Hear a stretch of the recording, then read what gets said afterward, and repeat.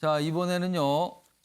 대통령 지지율 기사도 오늘 좀 크게 소개가 되고 있어요. 보겠습니다.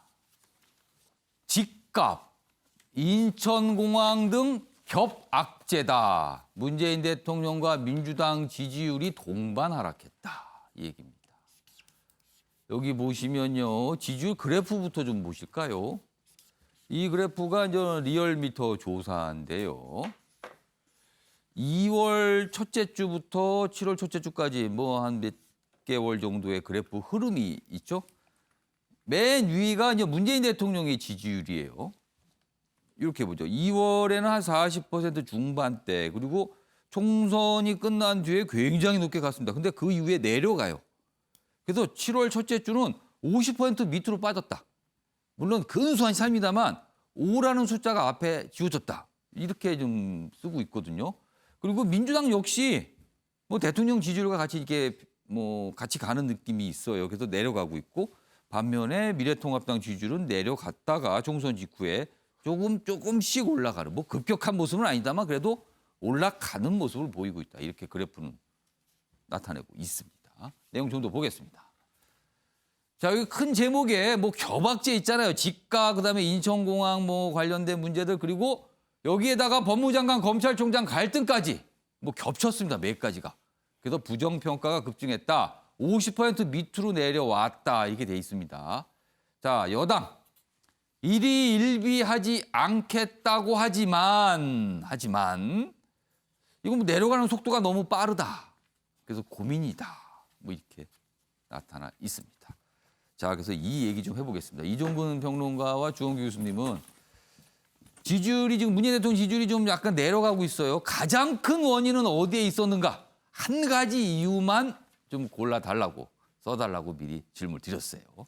자, 먼저 이종근 평론가. 네. 가장 큰 이유는 어디에 있었다고 보세요? 저는 김여정이라고 썼습니다. 그 기사에는 나오지 없었습니다. 않았던 이유네요. 그렇죠. 예. 기사에는 주로 뭐 집값, 뭐 예. 부동산값, 인천공항 문제 뭐 이런 걸 했는데, 그거는 말이죠.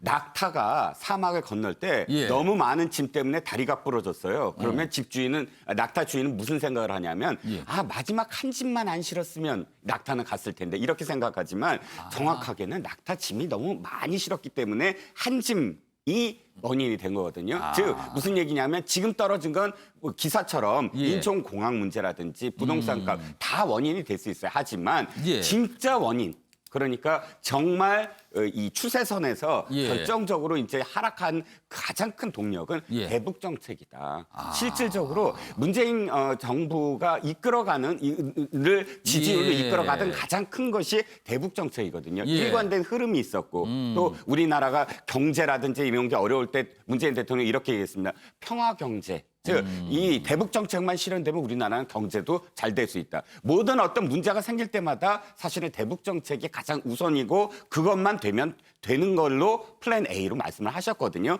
그런데 국민들은 뭘 지켜봤냐 하면 연락사무소. 약 700억 가량의 재산, 우리나라가 돈을 투자한 그 건물과 그 옆에 건물까지 예. 파괴되는 것을 목도를 했어요. 그 파괴는 단순히 건물의 파괴가 아니라 예. 지금까지 대북 정책에 대한 믿음, 그리고 북한이 정상국가라고 이야기했던 것에 대한 믿음, 예. 이런 것들이 무너지는 순간이었거든요. 그러니까 이것이 대북 정책에 대한 신뢰가 떨어지는 것이 가장 추세선에서 결정적인 어떤 이유가 됐고, 나머지들이 겹쳐지면서 지금 40% 미만으로 떨어지게 된 원인이다라고. 그러니까 가장 근본적인 큰 충격은 청와대 역시 사리분별 못하고 엉뚱한 소리 하고 있다고 반발했던 그 김여정의 막말, 그 이후에 개성에 있던 연락사무소 폭파, 이런 모습들이 아주 묵직하게 충격을 준 거고, 그 위에 다른 것들이 올라갔을 뿐이다. 이렇게 분석을 해 주셨네요. 네. 자, 주원규 교수님께서는 균형의 붕괴다, 이렇게 쓰셨습니다. 네, 이종근 평론가님께서 이제 북한 문제 말씀해 주셨으니까 저는 요 다른 문제 집중을 해보면 예. 사실 좀 야당 의원들한테는 죄송하지만 야당은 지금 존재감이 거의 없다고 생각을 합니다. 지금 국민들이나 모든 예. 어떤 한국의 지금 현상은 문재인 정부라고 알려져 있는 이 빅텐트를 통해서 사법부, 입법부, 행정부가 계속해서 주도되고 있는 현상이거든요. 예. 그러면 이제 국민들이 바라볼 때, 그리고 30, 50대 중도층이 바라볼 때에는 이 균형이 제대로 가고 있는가 그 예. 부분에 대해서 집중할 거라고 보는데 이게 지금 무너지고 있는 것이 너무 빠른 속도다라고 평가할 수 있습니다. 일단 부동산 정책은 가시적으로 뭐 나타나는 게 없고 실질적으로 집값 상승이 거의 뭐 경실련 발표에 의하면 50% 이상이 올라가고 있다. 예. 정부의 발표와는 너무나 거리가 있고요. 실제로도 체감이 되고 있습니다. 그리고 아까 인국공 사태라고 얘기할 수 있는 것도 예. 비정규직의 정규직화라는 이상은 좋았지만 예. 현실에 있어서 청년들의 사다리 걷어차기가 벌써부터 현상적으로 일어나고 있고 또 하나 보시면은 여야에서 지금 보시면 요번에 예. 상임위 독립에 대한 그 의견에 대해서는 잘못했다라는 여론이 지배적입니다. 50% 이상이 나오고 있고요. 그거는 상임위 독립에 대한 부분들이 여러 가지 잡음이 있을 수 있다라는 예. 부분. 그리고 이후에 공수처에 대한 부분에 있어서도 예. 너무 그것을 협치 없이 밀어붙인다라는 의견이 압도적으로 저는 보인다고 생각을 합니다. 예. 거기다가 기름을 붓는 게 이제 추미애 장관과 윤석열 총장과의 갈등이죠. 이건 어떤 현상으로 봐도 추미애 장관이 너무 앞서 나가고 있다라는 느낌을 지울 수가 없습니다. 이렇게 되면은 이 문재인 호라는 예. 그 큰 배 자체가 지금 계속해서 예. 균형을 잃어버리고 있진 않은가. 그러니까 이건 어떤 야당이 뭔가를 대안을 제시한다거나 이런 것이 아니라 예. 여당이라고 할 수 있는 문재인 정부의 여러 가지 부분들의 균형이 너무 빠른 속도로 무너지고 있다. 이거는 너무 좀 심각한 현상이 아닌가라고 좀 받아들여야 된다고 봅니다. 일희일비하지 않겠다라는 말은 저는 너무 아니한 인식이라는 생각이 들었습니다. 그러니까 전체적으로 많은 분야에서 뭔가 균형이 깨지고 있다는 것에 대해서 여론이 약간 불만을 나타내는 게 이렇게 지지율로 나타나고 있다는 거죠.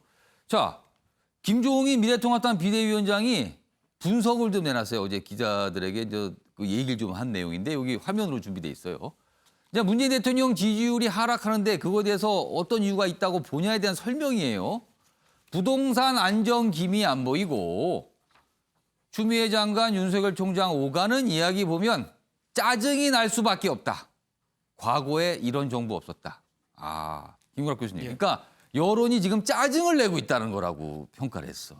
짜증이 아니라 좀 임계점에 다다라 있다. 이게 저는 이렇게 한 산 한 산의 어떤 영향력보다는 예컨대 부동산이다, 뭐 인국공이다 이런 현상이 지금 지지율을 끌어내렸다라고 보기보다는 4.15 이후에 사실 압승을 줬거든요. 온갖 예. 힘을 다 몰아줬어요. 예. 그러면 국민들이 기대하는 거는 그만큼 커지는 것이고 뭘 기대하냐면 코로나 사태로 굉장히 어렵잖아요. 예. 그럼 힘을 줬고 그러면 새로운 어떤 방향성을 보여주고 그 방향성을 강력한 힘으로 좀 추진해 주기를 기대하고 있었는데 예. 사실 그런 기대와는 무관하게 사실은 예. 그거 어떻게 보면 이제 그 기대가 저버려진 거죠. 그러니까 어떤 방향성 제시가 안 되고 있어요. 국정의 어떤 중심도 어디인지 지금 모르겠고 예. 그 방향성도 뚜렷하게 안 잡혀 있다라고 한다면 도대체 예컨대 문재인 호가 어디로 가는 것인지에 대한 불안감 이런 것이 커진 데다가 이러한 현상들 뭐 인국공, 뭐 윤향미, 예. 윤미향 또 부동산 등등의 문제들 북한 예. 문제까지 다 겹쳐서 사실은 부정적 효과가 쌓여서 이런 지지율의 어떤 하락. 근데 문제는 지금 말씀하신 대로 코로나19의 예. 상황에서 이걸 반전시킬 수 있는 뭔가 중요한 카드가 그럼 손에 쥐고 있는 게 있느냐. 특히나 이제 어떻게 보면 레임덕 시간이 다가오는 이런 상황 속에서 예. 반전의 카드는 점점 멀어지고 있거든요. 예. 그래서 지금이라도 구심점을 새로 잡고 그 구심점을 새로 잡는 데는 저는 인사가 예. 가장 중요하다고 생각을 해요. 예. 그래서 전반적으로 인사를 제대로 할 수 있는 큰 폭의 인사가 필요한 시기가 다가왔다. 저는 이렇게 생각합니다. 아무튼 뭐 많은 신문들이 오늘 이 지지율 기사 그리고 여러 가지 다각도에서 분석들을 하고 있어요. 이유에 대해서. 그리고 오늘도 들어보셨지만요. 패널 분들 따라서 다양한 이유 분석을 좀 해주셨습니다.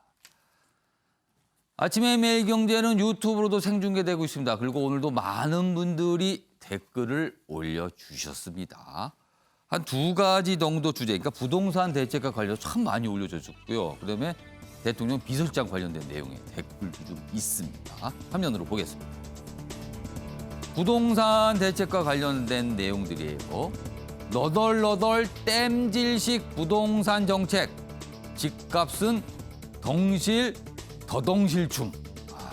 그러니까 앞에는 너덜너덜, 뒤에는 덩실덩실. 이렇게 쓰셨습니다. 자, 두 번째로 갑니다. 서민들의 집 포기 참 쉽네요. 어떻게 할 거냐고 묻고 있는 겁니다, 지금. 자, 세 번째입니다. 언젠가 거품은 빠지고 전국은 귀곡 장터꾼들 곡소리만 남았다. 그러니까 이렇게 폭등하는 부동산가 이게 언제까지 갈 수 있냐. 그리고 그 이후에 어떻게 할 거냐는 거죠. 지금. 다음 댓글 보겠습니다. 부동산 정책은 그렇게 꽁꽁 얼게 만들어 놓고 집을 팔라니 국민만 죽이는 겁니까? 지금 부동산 팔리는지 부동산에 가봐라. 가 보셨습니까? 이렇게 물어보네요. 그다음에요. 두 얼굴의 민낯. 이건 누굴 겨냥한 건지 아시죠? 다음 보겠습니다. 오늘 참 부동산과 관련된 댓글 참 많이 올려주셨어요. 청와대 관료들이 집 한 채 판다고 부동산 문제가 해결될까요? 뭐 이런 의견도 있으시고요. 그동안 내놓은 대책이 작동되고 있는데 추가 대책이 뭔 소리? 이거는 어떻게 보면 비판을 하신 걸 수도 있고 아니면 여러 가지 의미가 좀 읽혀집니다. 이거는요. 자, 오늘도 댓글을 올려주신 시청자 여러분께 감사 말씀드리겠습니다.